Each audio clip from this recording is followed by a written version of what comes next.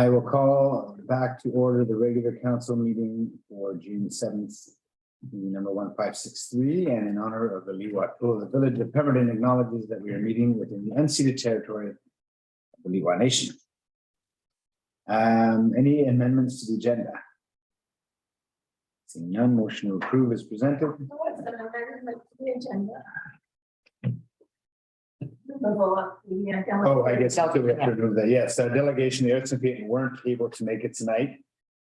So they're going to rain check and reschedule. So we will move that from the agenda. The agenda moved as amended by Councilor Craddock, seconded by Councilor Antonelli. Any opposed? Motion carries. Rise with a report from your camera. We have none. Adopting the minutes from regular council meeting 1561 from Tuesday, May 17th, moved by Councilor Zant, seconded by Councilor Antonelli. Any opposed? Motion carries. Minutes of special council meeting 1562 from Thursday, May 19th, moved by Councilor Craddock, seconded by Councilor Zant. Any opposed? Motion carries. Any business arising from previous council meetings? No business arising from the committee of the whole. Delegation is rescheduled, so we're on to number 12A. This could be one of the shortest meetings in history.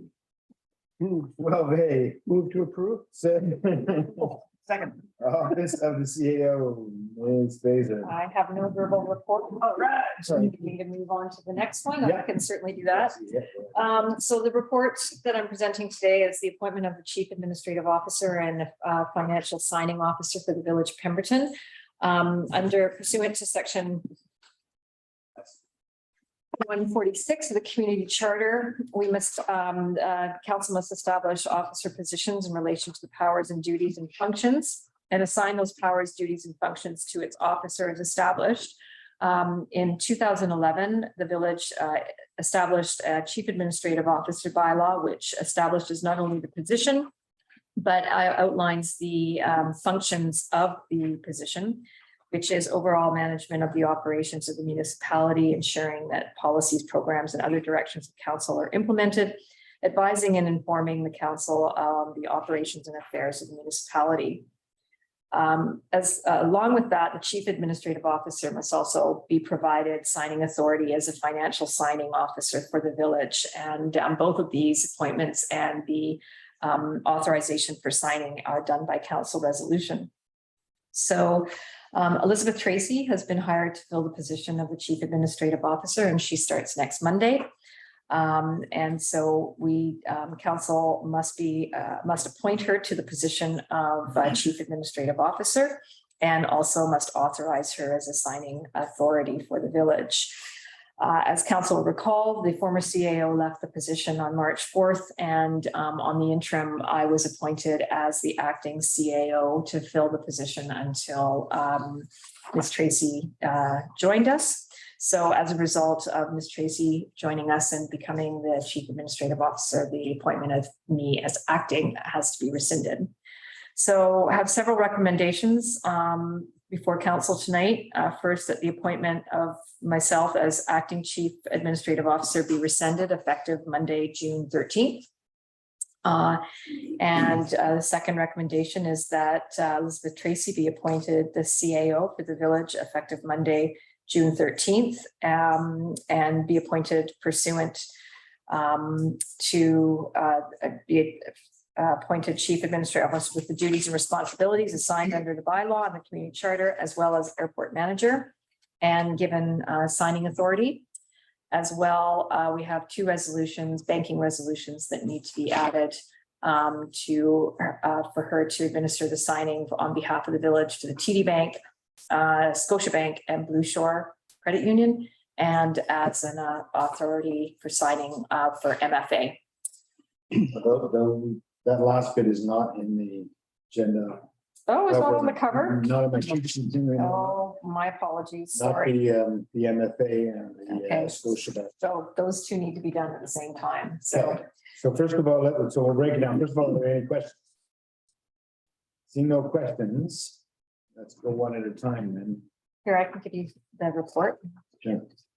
So these are the, So the first recommendation would be, I'd be looking for a motion that the appointment of Ms. Sheena Fraser as acting CAO be rescinded effective Monday, June 13th.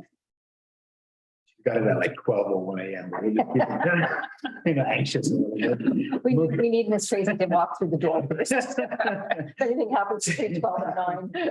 I'm going for lunch. Moved by Councillor Zant, seconded by Councillor Antonelli. Go for it.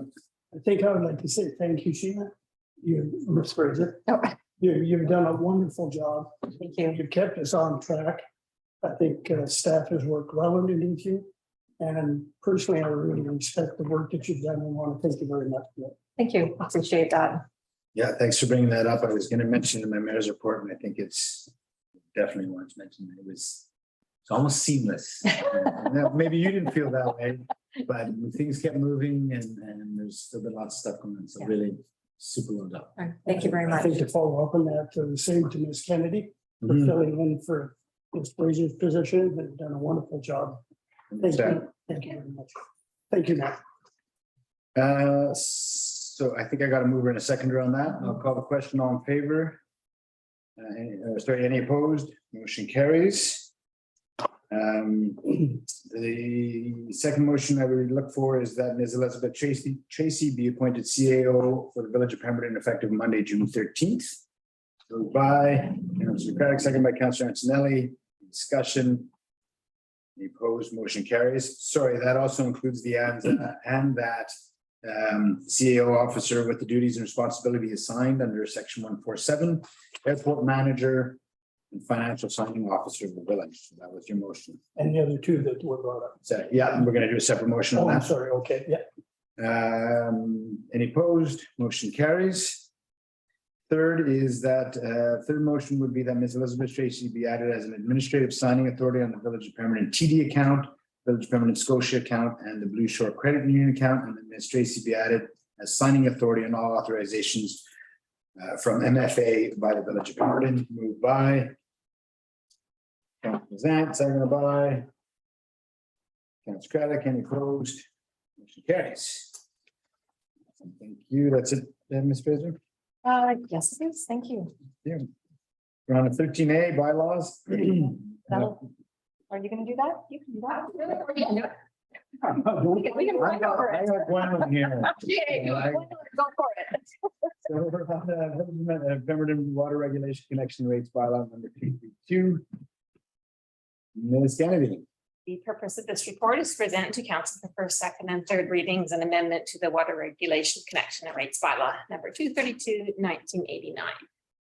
At a special council meeting 1562 on Thursday, May 19th, council adopted the water regulation and connection and rates bylaw number 232, 1989, amendment bylaw number 929, 2022 that included the 2022 water rates attached to Schedule A. But since then, staff have found that the second page of Schedule A was missing from the bylaw when it was adopted. So the bylaw attached to this report as Appendix A on page 20 of your agenda includes the complete schedule. No other changes are made and there is no impact to the village or to village ratepayers. And the recommendation is that council gives first readings to Village of Pemberton Water Regulation Connection and Rates Bylaw number 232, 1989, amendment bylaw number 931, 2022. Ms. Kennedy. That's my report. Mover, seconder. Councilor Antonelli, any discussion? Any opposed? Motion carries. Ms. Kennedy. Wow. Already on 14A, Mayor's report. First item, as you see on your agenda, I had a meeting with, pardon me, Ms. Dawn Johnson from Stewardship Pemberton Society. And just to step back a little bit for everybody's recollection, the agricultural park project, the concept for that and plan for that was put together by the village 4 years ago, 5 years ago, 6 years ago. For lot 8 and lot 13, the lot next to the high school, elementary school, and the lot next to Harrow Road as well, some land out at the airport, but specifically those two lots. It was put together, Stewardship Pemberton were great partners and helped put that plan together as well and contributed there.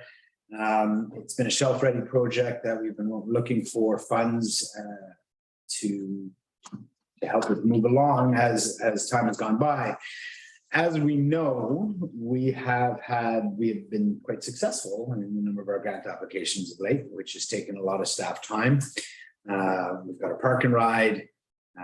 We've got the daycare, we've got amenities building, bicycles and soccer fields, all that stuff coming down the pipe, which is taking a lot of staff time. And that plus the pandemic means we have not really done there's been very little action of late on the agricultural park. I had meetings a couple of years ago with Stewardship Pepper, and they've always been very keen to support the village to try to get it going. And that, like I say, kind of went fallow for a couple of years. But I had a meeting last week or 2 weeks ago with Don from Stewardship Pemberton. They are still super keen on supporting the village to help us get it going. It's a project that's dear to my heart, and I'd like to see some activity on it. So all that to say is, a lot of the components for this project are in place, but some work would still need to be done. But my conversation with Don was basically along the line of how can they support moving this project along. I very clearly spelled out our capacity challenges and that staff had their hands full with all these other projects and other grant applications that we've been successful in, amongst other operational stuff. And no matter what with these grants, even if there's full project management included in the funding opportunity, there's still work from staff to be done. It's still a project to be managed in one form or another. So I explained all that to Don, and we relayed all of this to the rest of Stewardship Pemberton. That the reality is we are strapped for staff capacity, but we are still keen on making this move go forward. So we talked about what that could potentially look like. And she put together a little bit of a proposal for basically kickstarting it again. And that the basis of that proposal is mostly in grant research. What are the grant opportunities available out there for food security that would support the agricultural park? That would hopefully include project management. And what do those applications look like? Is it something that would be applied for solely by the village? Would it be a partnership? What would it look like? So the main part of her early proposal to get things going, or suggestion, would be to do a grant search and understand what's out there and available to us. One of the first steps would be, if we agree to put any action to this at this time, would be to have staff meet with Stewardship Pemberton representatives. Talk about what's already been done, talk about what would need to be done and what that looks like. Her proposal, Stewardship Pemberton's more like I'll call it a proposal, for the grant search and first steps, has a cost of up to about $5,000. Call it seed funding to get the project going. That would be to kickstart it, to go after more funding to complete the project or to make the project happen. So I'm here to update you on that, to see if there's an appetite to have staff take that next step with Stewardship Pemberton to discuss, again, what's been done, what would need to be done, and how that could possibly happen, again, given our capacity issues.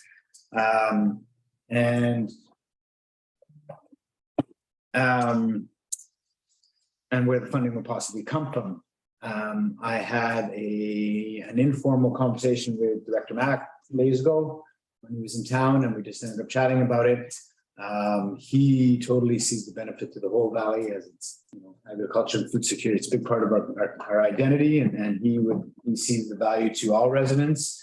So would be willing to potentially cover half of those seed funding costs.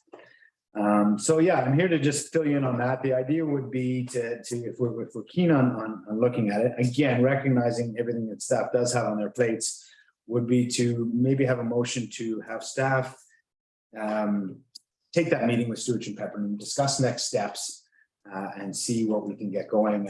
Don sent me a grant application. I don't even know if the full 5,000 would be needed, because she's already sent me an application. Oh my goodness, or not application, a funding stream. This is a perfect fit. So there are funding streams out there. It's a matter of how we want to approach it and if we're able to. So if we wanted to entertain a motion, our next step would be to direct staff to take that meeting with Stewardship Pemberton, talk about next steps, as well as assign the funding for it, to take that seed funding for it to kickstart it. Maybe I'll just leave it there for a second, see if there's any questions or thoughts. Just a thought, I think it's a great idea. I'd support a motion behind that. The direction needs to go. I think Stewardship Pemberton has been a huge leader in showing us what we can do with our land, and I think it's great that if we can support them. At this point, there'd be that supporting us, just to be clear, we still have to, and there are, and it's just, and the only reason I make that clarity is because draft applications are different in terms of those requirements. Who's the lead on it? And therefore, if the village is the lead, that impacts the workload, and if they take the lead. So part of it would be looking for some of those grants to see who would be project lead, how that looks, and again, what we're able to do at a staff level at this point. But yeah, point taken. I do support it. I think it's fantastic. It's a great idea. Okay. Any other thoughts or questions? Go ahead. If we did get grant funding for the larger project, what would that entail? Exactly. What would the project entail? Yeah, Well, we can bring back the last report from a few years ago if you want, or just maybe even just send it out, but it's basically, we looked at community gardens next to the elementary school. yeah, We talked about community bees. Harrow Road, there was conversation around potential orchard as well as trails connecting, connectivity through there and more gardens there. So so it would be like hard infrastructures of irrigation and clearing. exactly, yeah. So, and there's the Okay. drainage around it that would have to be. well, I was just $5,000 to write a grant seems like a lot of money. So I was wondering, what about $5,000 to start the garden? Because we already have a plan, but if it's a bigger project than that, then yeah, sounds like it'd be worthwhile spending money to have a community partner spearhead the project.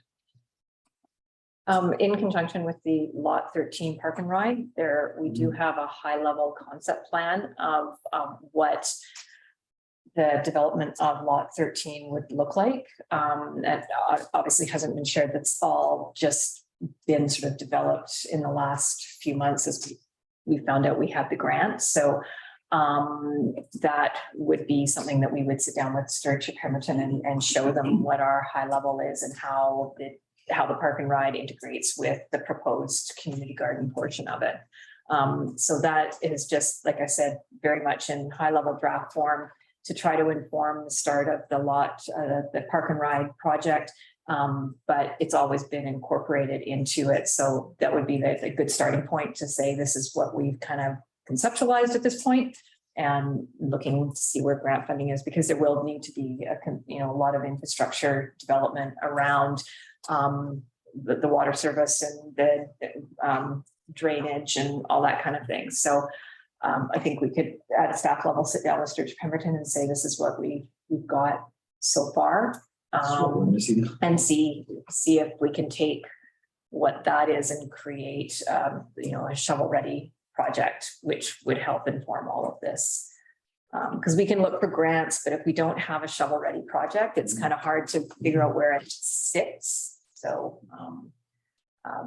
The concept is well developed, but we haven't gotten it to a point of a tidy project ready to go. no, because we've been focusing on the Park and Ride, but the whole Park and Ride concept drawings have always incorporated what the community garden portion would look like. So that's where I think we start with Stewardship Pemberton and sit down and say, here's what we've got so far. And we bring in operations because they've been spearheading that part, and then see where we can go from there. Yeah. Would somebody like to make a motion to have staff contact Stewardship Pemberton to set a meeting to discuss next steps in the project? The Craddock, second by Councillor Zant. Any opposed? Motion carries.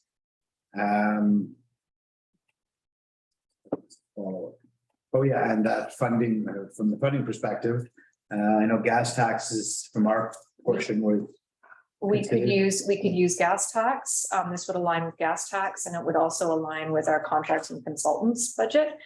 So if we were looking at a cost share, $2,500 could easily come from either of those two pots.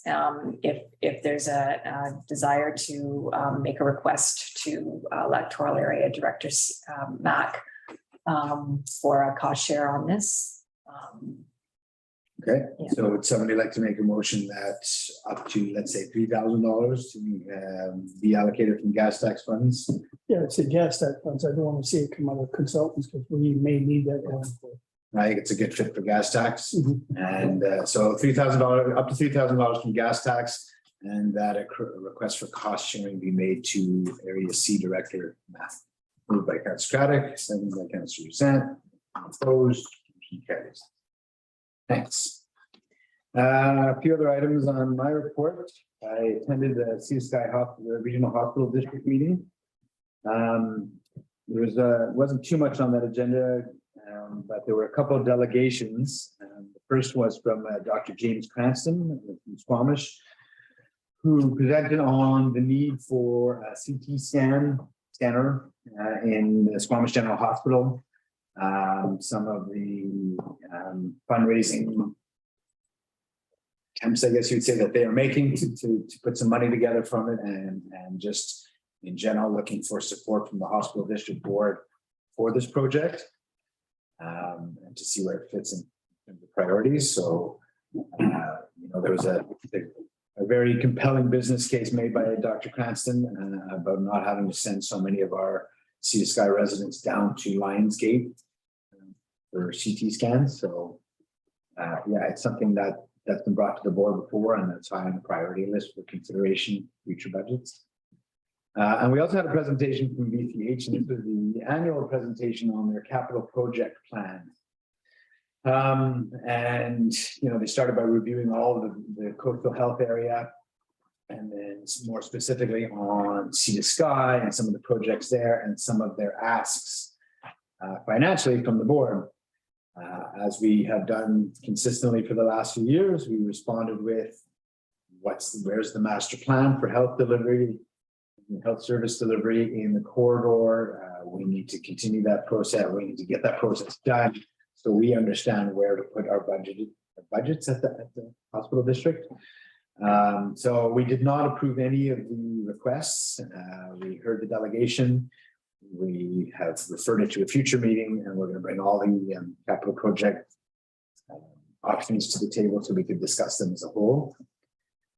Some of them were very viable projects. I won't go on the whole list now. Some of them were very compelling projects. Others, to me, felt like operations and repair that should be covered through BCH's usual budget that fund they get to the province.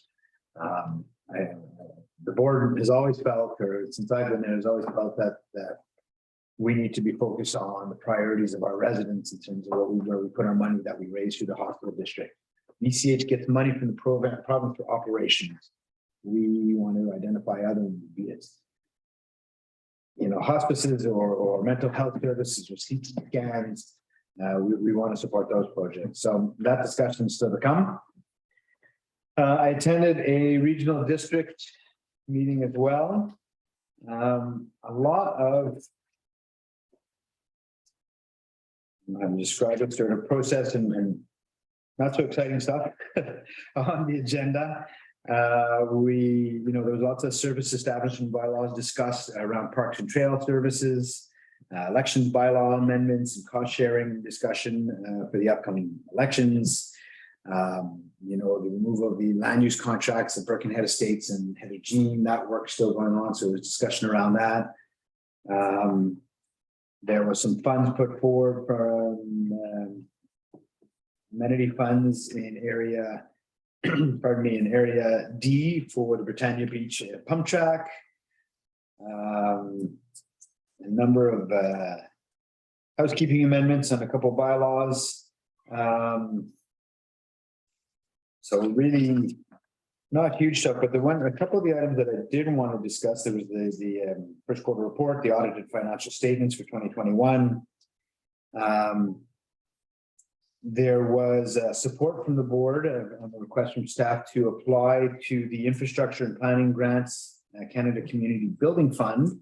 One of the projects, amongst others, that were the four that were put in as options and that are being applied for is the water main replacement for the Pemberton North water system.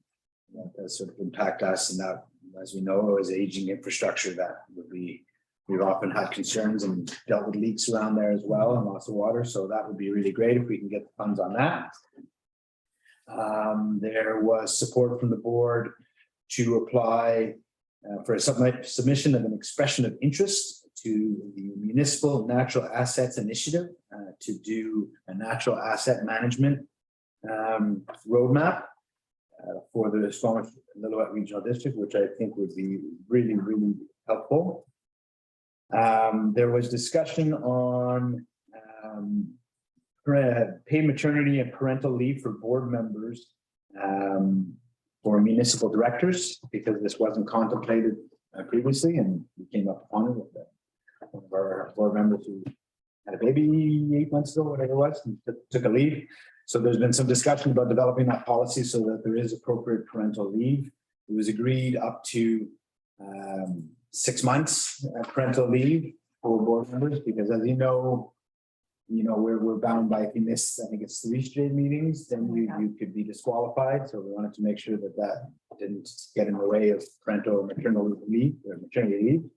But there was some discussion around aligning it for municipal directors with the municipalities, which we stayed away from. We said, let's just do the own policy there. But it did raise a question in my head. What is the policy here at the village for council for maternity or paternal leave? Do you know? I don't believe we have a policy, so it is something that we should look at for sure.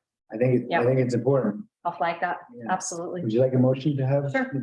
Okay, I get a motion to have staff look at parental or maternity leave for councillors. Councillors. Councillor Antonelli, second by Councillor Zant. Any opposed? Motion carries. And then the last item I wanted to mention from that meeting was there was a discussion around affordable housing incentives. Well, called affordable housing incentives for the Wedgwood area, and what incentives can be given to property owners over there to have them build suites. And I use the term affordable very loosely here. There's a recognition that there's all kinds of different needs for housing in the corridor, from, as we talked about, in the spectrum from supportive on up. And so this isn't affordable at the lower end of the spectrum, but this is available rental space that is trying to be created.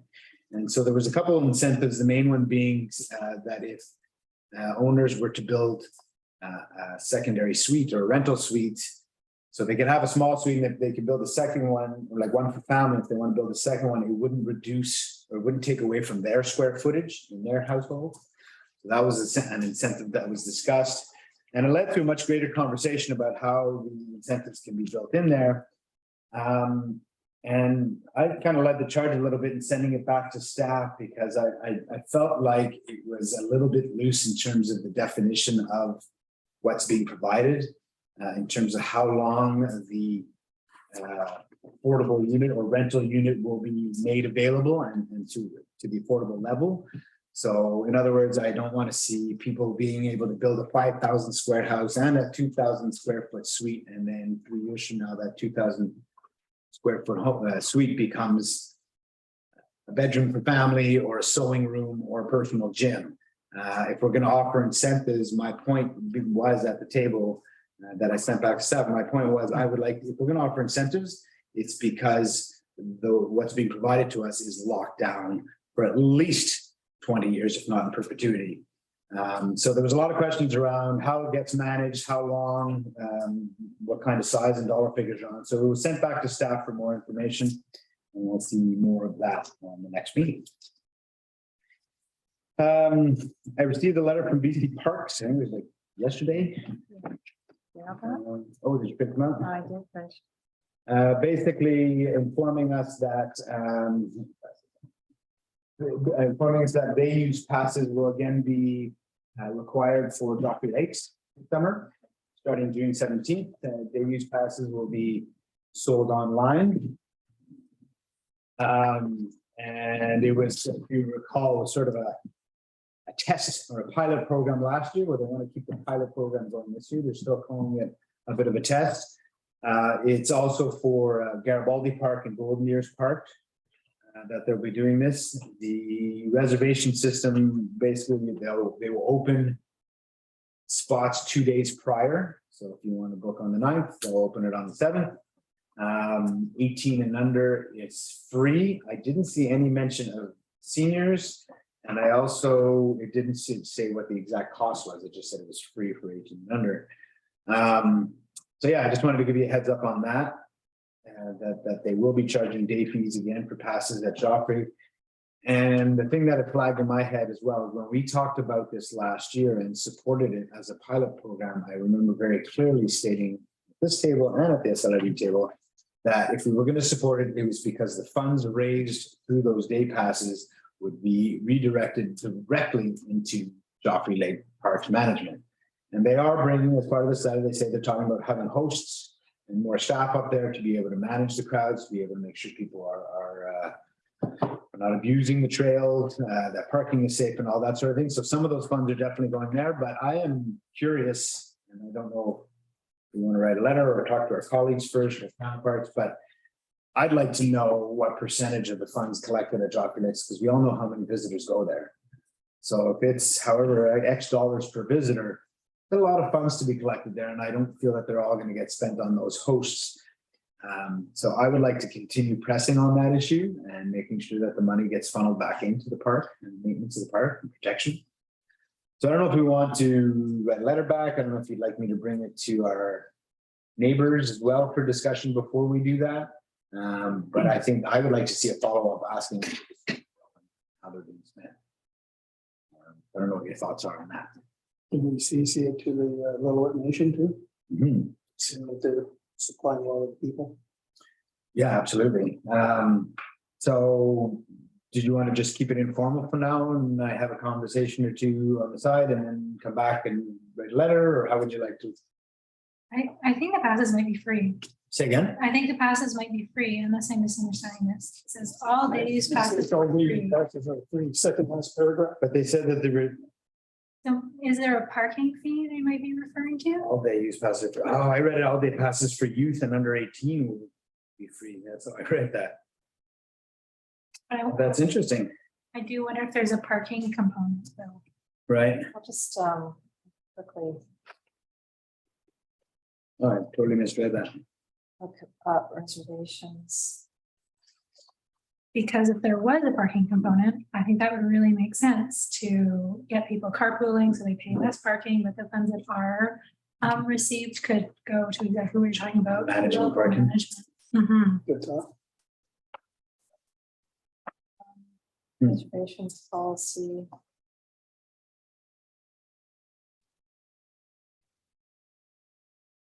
See, a lot of parks in BC, even if you go and just park there and go for a lunch or something, you have to pay a fee for parking. The parking, yeah. So I wonder. if Okay, that's- well, let's leave it at this because I obviously misread it. Let's leave it at this and see if there is some parking, maybe we could follow up.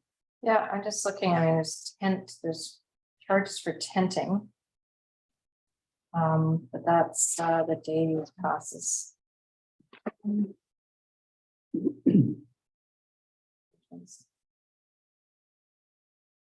Joffrey Lakes. You have to go one step further here. Says there's no parking. On the front of it, doesn't appear that there are charges for parking. Okay, well, let's leave it at that for now. A couple other items. The annual report is now available on our website for input from the residents. If you'd like to have a look. When is input accepted until? Until the 20th. 20th? I also received correspondence from UBCM that ministers' meetings are starting to get considered. So maybe if you guys have some thoughts, I'll tell you right here now, but if you have some thoughts for ministers' meetings that you would like to book for UBCM, we should start having those conversations. And then coming up, we got PVIS and Transit Committee this week, but on a more fun note, the Chamber and Rotary Golf Tournament is on the 16th. They got some great prizes lined up already. There's huge silent auction. There's some huge prizes for a hole in one. And a ton of support for the tournament this year, and they funnel all those monies back into our community. So hopefully to see you guys out there. This weekend is the PSS grad ceremonies, which I'm looking forward to. And on the 14th is the PSS awards nights. Also on Saturday, the 11th, unfortunately timed same day as the grad, but it's the celebration of life for Shirley Henry. And that's at the Recreation Center. 2 o'clock, yeah. But other than that, it's despite the weather for today, and despite the weather, it's kind of felt like a return to summer. The May long weekend, we saw a ton of campers back. The farmers market's going again. First one was this past weekend, 4x4 rally this past weekend, bike races. And we've seen an increase in tourism. So it feels like a bit of a return to business as usual. I know there's a lot of concern amongst businesses with regards to staffing levels and being able to manage the folks that are coming into town, but yeah, it feels like summer is starting to kick off the rip. That is all I have. Council reports.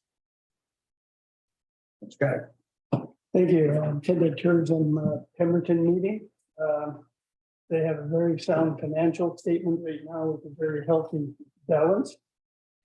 And with that, they offered to help out if necessary with putting the new dock back in place over at Mile 1 Lake. Back in place.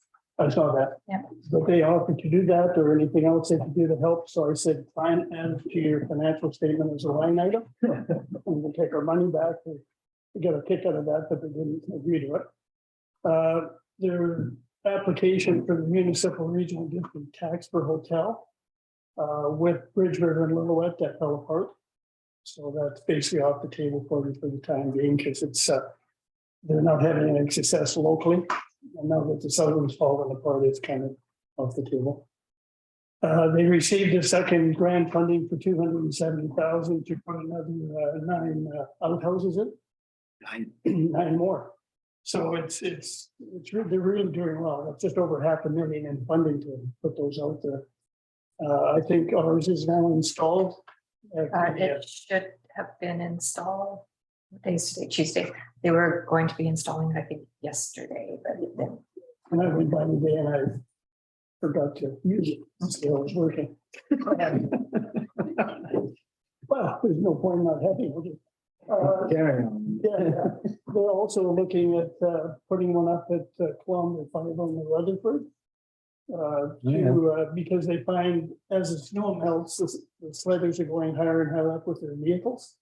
And also for hikers and bikers, there's a lot going up there, so they're going to put one up there at 5 kilometers. So I think that's a good move. They talked about the powwow event next year and the arbor that's being built by the timber framers. It's about a $1 million development. And at this point in time, along with Whistler Black-owned donation, it looks like almost everything is being offered as donations. So that's pretty huge. So they're pretty excited about that. The new visitor guide is out. They're working on a new logo and they figured that would be out by the next meeting, potentially this month. And that's about it for that meeting. Unfortunately, I had 5, so hopefully I can get time. The Pemberton Valley Diking District, they've got the real-time gauge now in the North Arm Channel. It's been installed. Craig Belton, the new CEO from SLRD, was taken on a tour by Kevin, so give him an idea what's going on in that type of area. Kevin's also working on the referral on the Harrow Road development. And working with the engineers on that. Some work in progress. They're doing surveys on drainage on Harrow Road. They're looking at the Collins Road, the benchlands, because I brought to us before, that's where they had a lot of water. There was a retention pond not quite holding enough of it, so they're working on that. Been working with the Ministry of Transport on sediment removal from Pemberton Creek, and I hope that'll be approved for August and September of the fish window. They've done some costing on emergency pump, which will go on to the new tractor they bought. So they'll be able to move a huge amount of water and also be able to move it around with the tractor a lot easier. The pole yard diking is going very well, and they hope from this meeting, May 19th, it will be completed in 3 to 4 weeks. So it appears it should be completed sometime next week. And also it was brought to us that the fresh net only started around April 20th, which he felt was at least 2, if not going into 3 weeks late. But I was down by the river today and the river was up substantially just over the last 3 days. So if we get this rain, I think it's going to be a little bit different. The AGM, I'll just mention that again, is slated for July 14th at 7 o'clock with 2 directors up for election. Also attended the Economic Development Collaborative. One of the issues we have is how to encourage other members to attend, because there's some communities still are feeling that they're not getting out of it what the time that's being spent on it. That's something that the collaborative has to work on to show that it's maybe not a short-term situation with this collaborative, it's over a longer period of time. So they're working on doing that. There's things that came up with the First Nations, and Maxine does a great job with that. Looking at how Pemberton can maybe be more involved with the rodeo, whether with signage or helping out volunteering and that kind of thing. So it becomes more than just a little bit of rodeo. And there was also concern brought up about the fact that on Saturday, people were tied up on the road as long as 40 minutes. Going in there. Going in there, and there's no traffic control, so tourists that were trying to get through obviously couldn't pass. So the suggestion was 2 things: either they use the second entrance, which is that you could stack a lot of people into the farm field, or they're going to have to get people on the highway that stop traffic and let people go through, because you could see some people are getting a little bit aggravated, and that's when accidents kind of happen. There's suggestion that we work to try and encourage them to be part of vendors at the farmers market. Because again, we're trying to find a way to bring them into this collaborative. Talked about an issue that came up, which was I found kind of funny because I'm not a very high-tech kind of guy. But apparently at the Drawford Lakes, they found that people weren't parking on the highway, but the tow trucks were very busy hauling vehicles away. And of course, I looked and said, well, if they're not parking on the highway, why'd you need tow trucks? Well, apparently these Evo cars or Evo cars that you rent, they only work on your phone to start. And up there, there's no connection. So people got up there, turning their cars up. You can't start. You have to have your phone. That's how you get it going and stop it. And that's how you're charged. So when you get up there, they got no connection to Wi-Fi. So apparently the tow truck was quite busy hauling these vehicles back down the hill. So they got connection. That's really interesting. I got a little kick out of that. So there we are for electric vehicles. The info center is open, obviously, and you just mentioned that Mayor, June 16th is the Chamber Golf Tournament and Rotary. The Art Council is putting on a music artist festival in June. It's a 2-day event. And again, it was brought up so that we could try and encourage people in the collaborative to come and bring their wares and take part. And a discussion was also had just shortly on the 2030 Olympic Games and how we can support that effort and start doing it now, because the thing was, well, it's 2030. And I said, well, 8 years goes by pretty quickly, and if we don't get started on that now. So there was talk about moving on with that. And Wendy, who joined us from the ministry, said there is funding available out there to help with rodeos, economic recovery. supporting local communities, which the First Nations were not aware of, so they're going to be looking into that because this year, I think Maxine said it ended up being $100,000. When you're only charging $10 to get in, it was, it doesn't get in very quickly, although it was a wonderful weekend and it was really sold out. It was a great time. And the last meeting I attended was a community wildfire resilience plan. Basically, this meeting was just to meet the players, all the people that are involved, and just have a talk about what we want to do going forward. And we'll set the next meeting for later this month. It's actually June 16th, and hopefully at that meeting, I'll be able to have some concrete information to bring back to council. Thanks, Mayor. There's just to follow up about the 2030 bid. Ms. Fraser and I received an email that there's been a request from the RMOW to meet with mayor's CAOs to talk about the launch of the engagement campaign with regards to 2030 and just to talk more about it. So I'm trying to book that. It's proving to be challenging. It's just that everybody's so busy, we can't find a mutual date. But to your point, it's time to be part of the conversation and Yeah. get engaged in it. So. Because I know with the other one, I think a year beforehand, we hired an economic development person to come in and work with that. So the collaborator was saying, is that a need and how do we do that? Awesome, thank you. Any other council reports?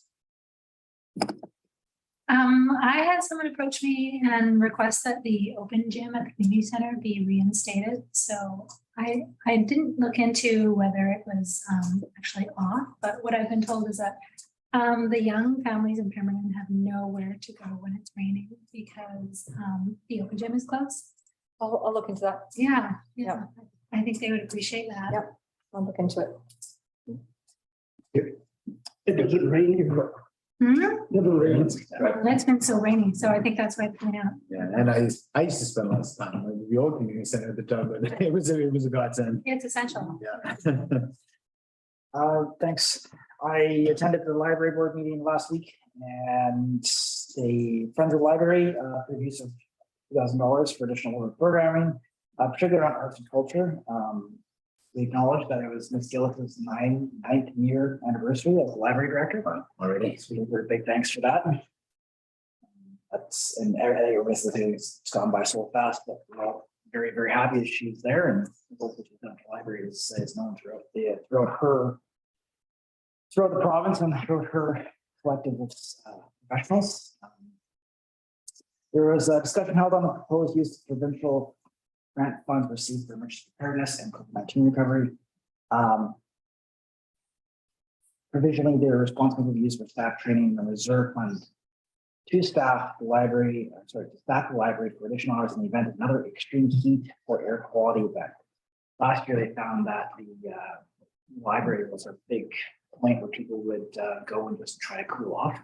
And considering that the community center now has this upgraded air and cooling system and air filtration system, they're thinking that if that extreme heat event happens again, the community center is going to be the one place where people are going to go and people will naturally go into the library to read a book and just stay cool. So they're putting some of that money away for extra staff hours. It's just in case that the community center is open again on Sundays, extended hours on Saturdays, that they can be there to open the library up and have people come in and then at the same point try to gain more membership in the library as well.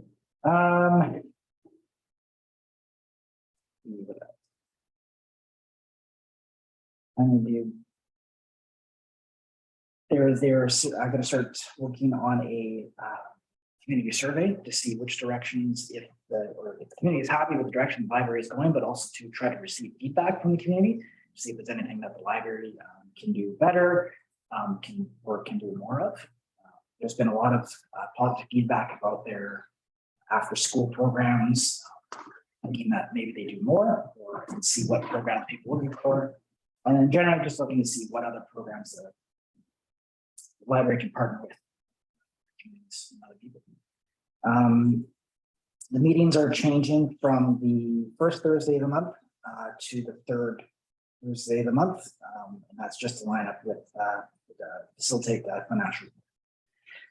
So starting in September, they will be on the third Thursday of the month. And they were talking about trying to find members for the Friends of the Library group. We're having a few people that are ready to just hire from the group, and they're just looking for more support there. And similar to other councils, I had a person approach me the other day about asking about the splash pad times and the frequency of how often or how long the water stays on and how frequently the people have to push the button when they come on, and then the wait time for it to come on. I said I would bring it up and just bring it to council to see what, if we can do anything at this point. And I can only assume that. So what was the request? That it get opened now? No, the request was that the frequency, the length of the time the water's on be lengthened. And the frequency between when you push the button to when the water comes on be shortened. So more water, more often. I mean, I know we've been trying to manage our water conservation with that park as well. We know it's great, great asset, but I think. I did explain that. Yeah. And their response was that, well, maybe now we can change it. And then if the water restrictions happen again, then we reduce it. I said, I will bring it to council and Noted. we will. I Hold some will, conversation. I will discuss it with Christine and see what the timeframes are. That's all I have. Yeah, we can bring that up, but I'll check in with Christine tomorrow. And that's all I have for council reports. Awesome, thank you. No correspondence for action even. We have 3 correspondence for information. Would anybody like to pull anything out or move receipt? Councilor Antonelli? Does anyone know anything about the pickleball noise? Yeah, I play pickleball. So is it something we need to plan ahead for, or? Well, right now it's only played indoors at the community center. But I know I go down to Squamish to play, and there's a big pushback because there's an apartment building about 250 feet away from 6 courts they built. So there's time restrictions on it. They can't play on Sundays and you know, I look at what he says in the last there, LOL, laugh out loud. And unfortunately, that's what the biggest complaint is, people having fun. So anyway, it does make some noise. It's certainly way more noisy than tennis or anything else. I call it ping pong on steroids. So that's the kind of noise that you get out of it. It is actually quite a community conversation that is taking place in a number of communities. In some communities, they've actually closed the pickleball courts because of the complaints. So we are looking at that. One of the options that we've looked at is implementing pickleball courts at the tennis courts over by Creekside. But we wanted to look at doing time restrictions and that kind of stuff. So we're going to probably move it forward as a pilot to see how it goes and what the uptake is. One of the challenges is that we've been waiting for line paint because there's been a worldwide shortage of line paint.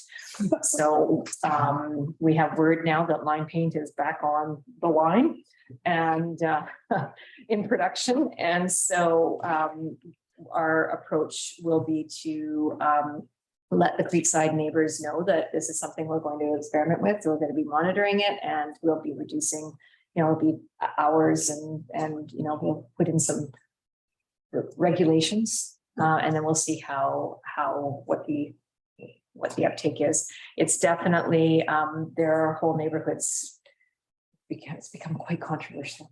North Vancouver shut for, I think it was 24 court. Toronto, Vancouver. So it's one of those things that we definitely want to, the recreation is looking at how we can make it work, but obviously we have to be respectful and see if there's, whether it's just a scheduled time and. Probably need to go out again, that part, which was gonna have to go eventually. Thinking the green space up on Owl Ridge there.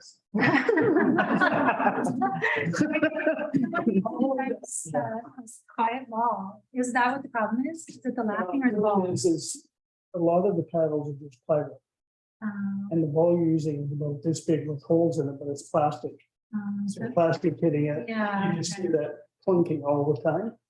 And it's, sometimes you have to go, that clunking is every few seconds. Especially if you have a couple of games going. Yeah, well, you got 6 courts down in Squamish and you get all those going and people laughing and having a good time. It can be a little nice.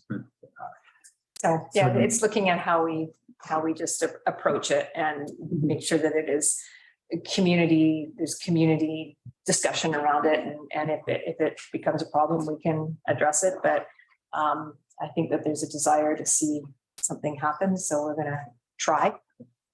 We should go down north of the barn. Yeah. Okay, I guess we're gonna move on there. Okay, it's a Sorry, I last one of want those. to add, I'm just curious what, I mean, we're talking about noise restrictions and I think it's no different than you living beside a park. You're gonna hear kids playing, having fun, being outside. What are our current bylaws around work? I mean, we've got a basketball court, we've got baseball that's being played. Skateboard park, Skateboard park. Yeah, our BMX. water park. All I'm concerned about is that just people in this outdoor activities. I feel that if our bylaws are probably 11 o'clock is. Our quiet hours are 11 PM to 7 AM, Monday through Saturday, and then 9 AM Sunday morning is when quiet hours end, and on statutory holidays. So, but you know, around our parks, the hours are, the closure hours are dusk to dawn. Now that shifts as the year shifts, obviously. So, but you know, we are receiving complaints from people who do live next to the school and the parks and Dendorf Park about noise of people there. So it is one of those challenging things. Not everybody likes to hear children play, apparently. So it's an offense. So It's on my nerves. Especially karate. I like karate. Basketball, squeaking of the shoes on the hardwood floor. All right, would somebody like to move receipt of correspondence 133? Councilor Gaddick, second by Councilor Zant, any opposed? Motion carries. Decision on late business, we have none. There's a motion, question period. Regular council meeting is now open for questions from the public. Be reminded that only questions directly related to items discussed during this meeting are permitted. If any members of the public attending Zoom wish to ask a question, please click the raise hand feature in the webinar controls. Are there any questions from the live gallery? Are there any questions from the Zoom gallery? there are no questions. Then I will look for a motion to go back in camera. Councilor Gaddick, second by Councilor Zant, any opposed? Motion carries.